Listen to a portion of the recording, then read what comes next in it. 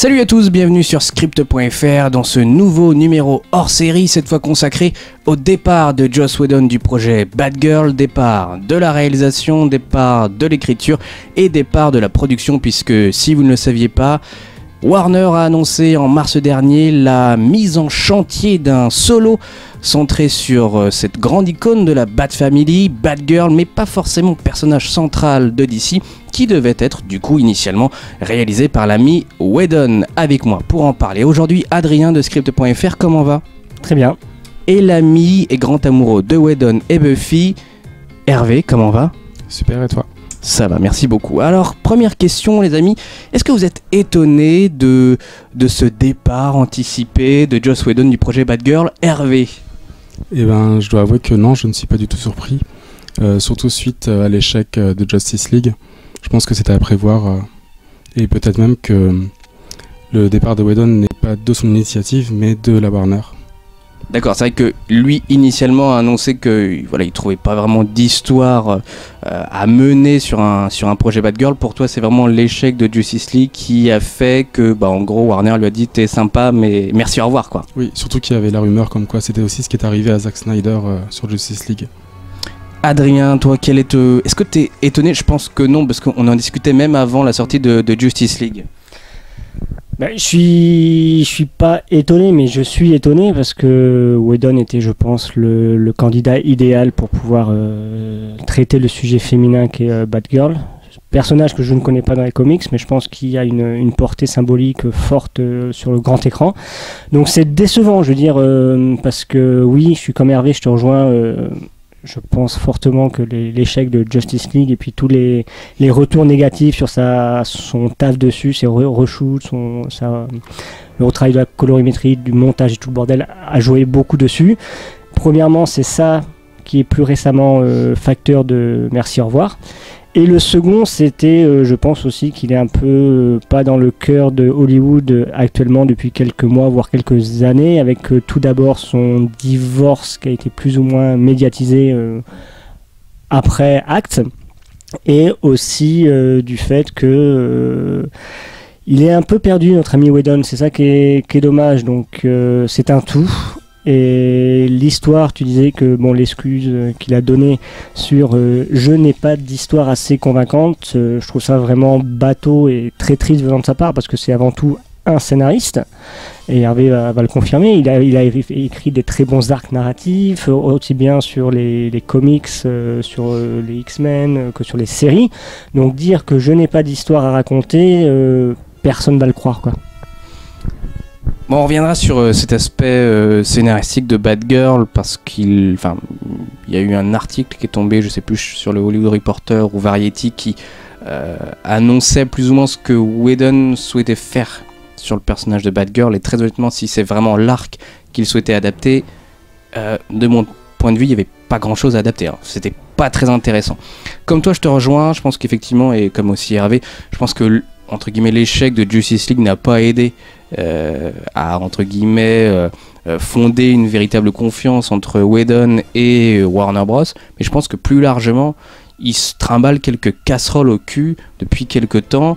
Son divorce qui n'a pas aidé, avec plus ou moins les polémiques de en fait le bonhomme il est pas si friendly que ça avec la gente féminine, et puis aussi son scénario de Wonder Woman qui a leaké sur le net et qui n'a franchement pas non plus à beaucoup de un public féminin quoi. On était quand même un peu loin du Wonder Woman de Patty Jenkins, et puis le fait aussi que tout simplement le film Wonder Woman soit sorti entre temps. Carton économique, carton critique, film réalisé par une femme.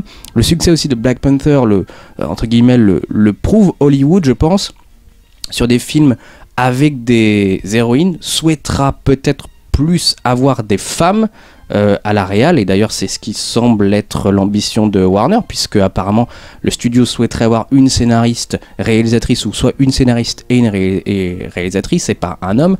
Je pense que tout ça fait qu'au final Whedon au départ effectivement pour moi, et même actuellement il reste un bon choix. Je pense que le personnage pouvait tout à fait lui convenir, mais là aujourd'hui t'as un tas de conséquences qui fait que sur l'échiquier effectivement il est jarté jarreté du jeu.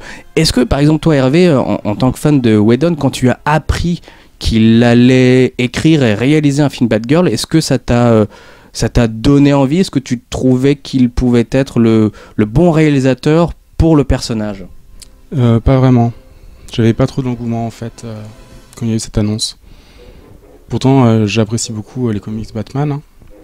Mais Whedon n'a pas vraiment, comme tu disais, été très convaincant récemment et bon.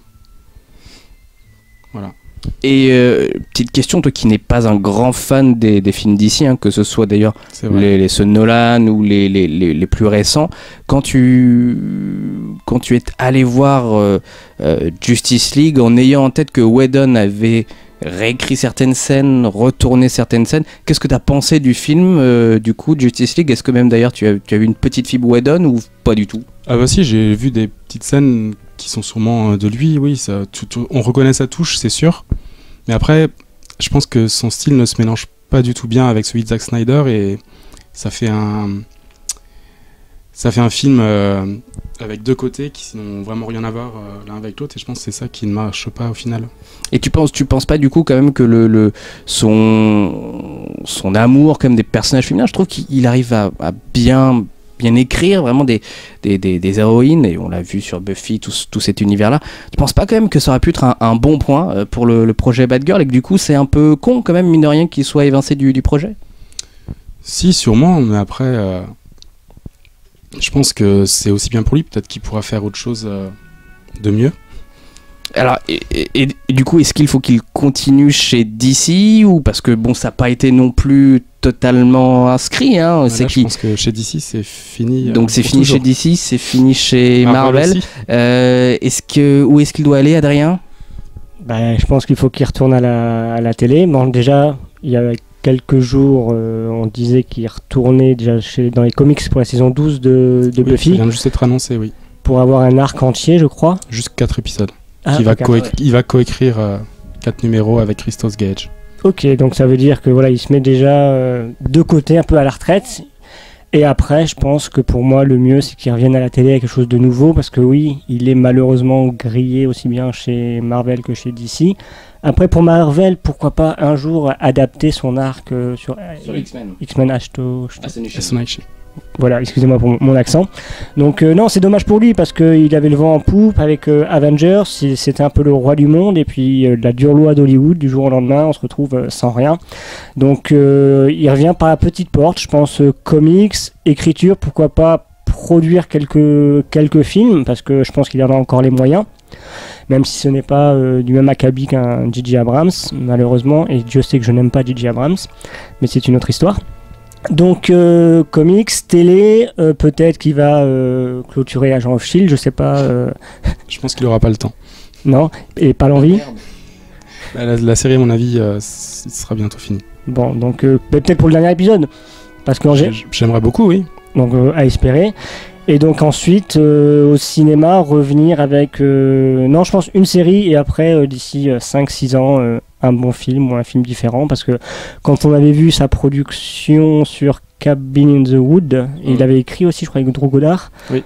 Co-écrit, c'était un très bon film, sympathique. Tiens, pourquoi pas l'adapter en série? On avait déjà parlé à l'époque. Je sais pas. Je n'ai jamais entendu parler de ça. Parce que peut-être. On en avait parlé et je m'étais dit tiens, ça fait une superbe série, donc il pourrait revenir par ce biais-là.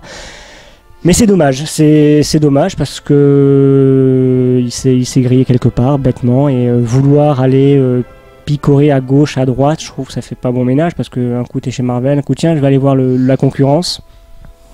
Moi je trouve ça pas une mauvaise idée de passer par Marvel et passer par DC. Après tout, de toute façon, il a depuis longtemps voulu aller chez DC, hein, avec son projet de film Wonder Woman il y a plusieurs années.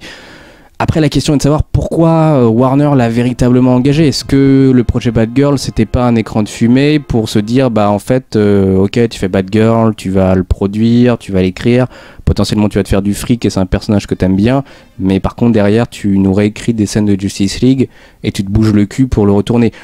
On sait pas, je pense que ça c'est vraiment le temps, les années qui le diront. Peut-être que dans 15 ans on aura un doc qui explique toutes les coulisses compliquées de Justice League. Maintenant, ce que tu disais sur le fait que post-Avengers, il était le roi du monde, c'est vrai que je pense qu'il l'était, mais il l'était, j'ai envie de dire, presque par l'unique biais et prisme du fait que Avengers c'était un succès. Pour moi, Whedon, après tu confirmeras ou non, Hervé, j'ai jamais trouvé que c'était un très bon réalisateur de cinéma. Ça peut être un bon script doctor, un bon scénariste, un bon showrunner et meneur d'une série télé. C'est pas, je trouve, un très bon réalisateur de cinéma. C'est vrai que pour moi, l'un des arguments de Marvel Studios quand il a été annoncé pour réaliser Avengers, c'est que c'était le réalisateur un peu chouchou des geeks et que voilà, Avengers c'était la première grande tentative de film, de groupe de super-héros où Whedon, au moins sur le papier, semble être un réalisateur intéressant. Maintenant, sur le film Avengers, je trouve qu'il apportait pas grand-chose dans la réalisation, pas dans le scénario. Et pour Age of Ultron, qui je trouvais vraiment pas un bon film du tout, c'était pas terrible. Et je pense que même lui, il en garde pas une très bonne expérience. Est-ce que tu trouves que c'est vraiment un bon réalisateur de ciné pas forcément. En fait, moi, Joss, je l'aime en tant que scénariste. Pour moi, c'est son atout. Et c'est pour ça que je me dis pourquoi pas, maintenant qu'il a entre guillemets plus rien à faire, pourquoi pas revenir à l'écriture de comics, vu que ça a toujours été de grands succès pour lui. Mais est-ce que c'est pas un peu triste quand même de se dire, ok, le gars il a commencé avec l'image mouvement, de la série télé, il a fait aussi du comics entre temps, puis il a quand même embrassé des très gros blockbusters, il y a eu des tentatives aussi avec Batgirl du coup, et puis bon, finalement on se rétracte, on revient vers du comics et puis on revient vers du Buffy. C'est-à-dire qu'en gros, le mec, t'as l'impression qu'en 20 ans, il a pas tellement évolué. Enfin, il a pas tellement grandi dans sa carrière. Est-ce que c'est pas frustrant aussi en tant que fan de Whedon et de Buffy, par exemple ? Moi, je suis plutôt content en ce moment, vu qu'il va sûrement clôturer Buffy sous le format comics, même si c'est pas encore sûr. Mais après, je pense que la roue peut tourner et dans quelques années, il peut revenir vers le cinéma. Et on sait jamais. Peut-être vers des films plus indés, comme il avait fait il y a quelques années ? Oui. Avec c'était pas mal, hein. Beaucoup de bruit pour rien. Ouais. Oui. Tu l'as vu toi aussi, Adrien ? Qu'est-ce que t'en avais pensé ? Pas très fan. Particulier comme film, oui. mais ça permettait de découvrir, ça permettait de découvrir sa très belle maison. Enfin, maintenant je ne sais pas si c'est sa femme qui l'a récupérée ou si c'est lui. Mais non, le film en lui-même c'était un film entre potes et ça lui réussit bien. Ça, je pense que ce mec-là, je l'ai toujours dit, et il fait partie des quelques réalisateurs où avec peu de moyens, il fait de très bonnes choses. Mais dès que tu lui donnes beaucoup d'argent, il navigue, il reste sur ses lauriers, donc c'est un peu dommage. Donc ouais, qu'il retourne à de l'indé, c'est pas bête. Mais c'est vrai que par rapport à Buffy, c'est vrai que je suis d'accord, on en revient toujours à ça. Bon, c'est ce qui a fait sa carrière et son image. Même lui, à ce qu'il veut, il pourra jamais de toute façon s'en détacher. Mais il aurait moyen de développer ou d'ouvrir son univers qui est tellement vaste, en série ou peut-être pas en film, parce que le Buffy film, ça fait des années qu'on en parle et puis je pense que personne n'en veut et si Whedon n'est pas derrière. Mais il y a eu le projet de... Non, je crois qu'il a fait en comics Jace. Il n'a pas fait. Oui, ça vient juste de sortir. Je sais plus. Je crois que le premier sort mercredi. D'accord, donc la prochaine. Voilà, donc il y a des persos comme ça qui sont des personnages top pour faire des loners. Mais des stone, alors j'arriverai jamais avec ce mot, avec des stone alone, aussi bien télévisuels que cinématographiques. Donc bon, il a que 53. Ah, je sais 53.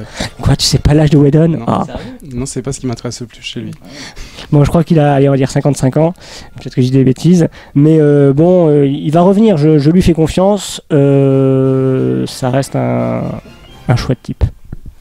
Pour en revenir au projet Batgirl, est-ce que pour vous le projet de film doit rester une priorité pour Warner ou du fait du départ de Whedon, voilà, ça doit entre guillemets aller à la poubelle ou être un peu mis de côté Hervé, qu'est-ce que t'en penses toi? Moi, personnellement, je pense que le film, on ne le verra pas de sitôt. Parce que bon, la Warner a quand même annoncé beaucoup de films en projet autour de DC. Il y a beaucoup de rumeurs surtout, voilà, plus que d'annonces officielles. D'accord. Mais bon, il y a les films sur Harley Quinn, sur le Joker aussi, j'ai pu voir.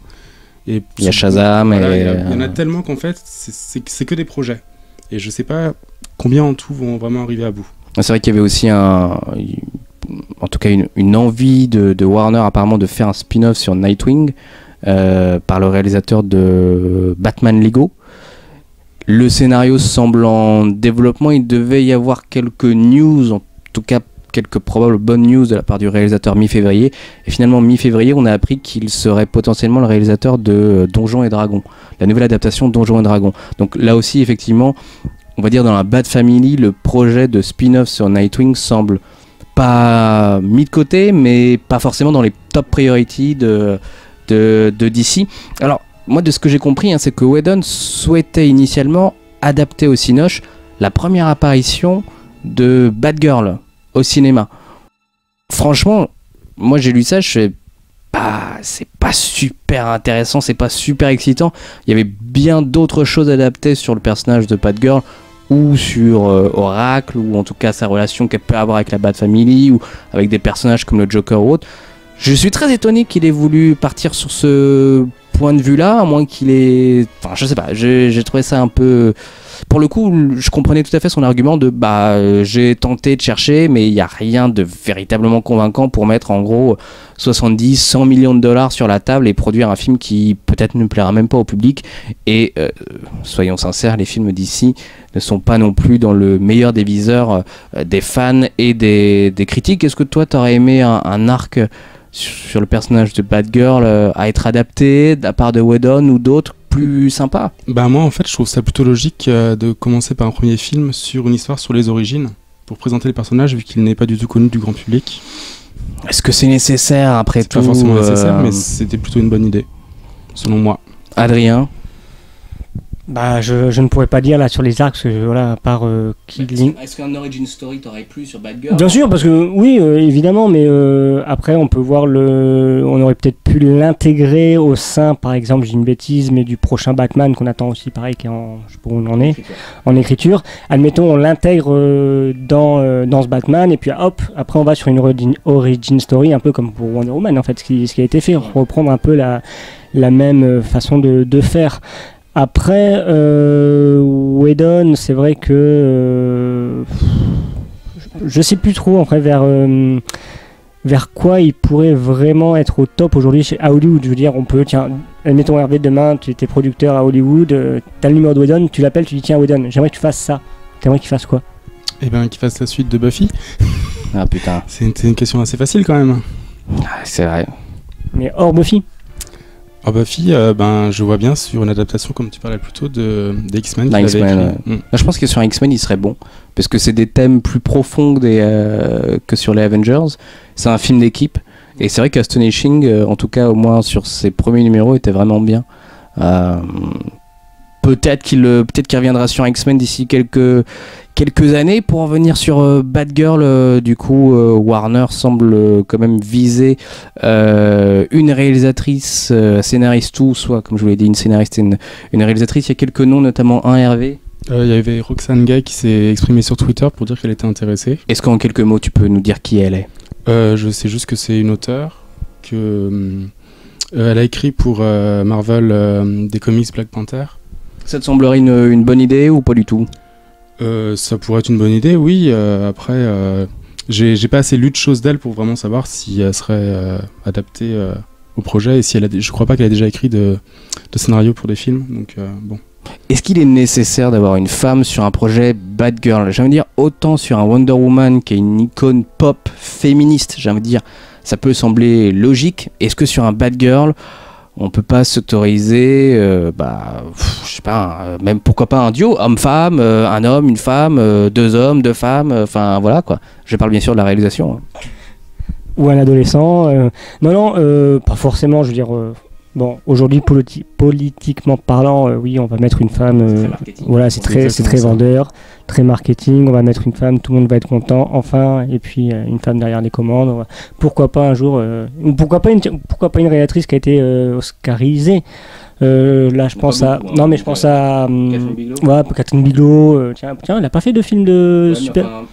Honnêtement, Bigelow, l'avoir sur un projet comme Batgirl, ça me ferait du mal. Autant l'avoir sur un Wonder Woman.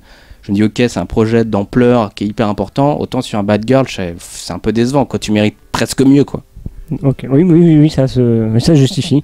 Mais non, l'histoire de Batgirl, donc une nana, non, aucun intérêt.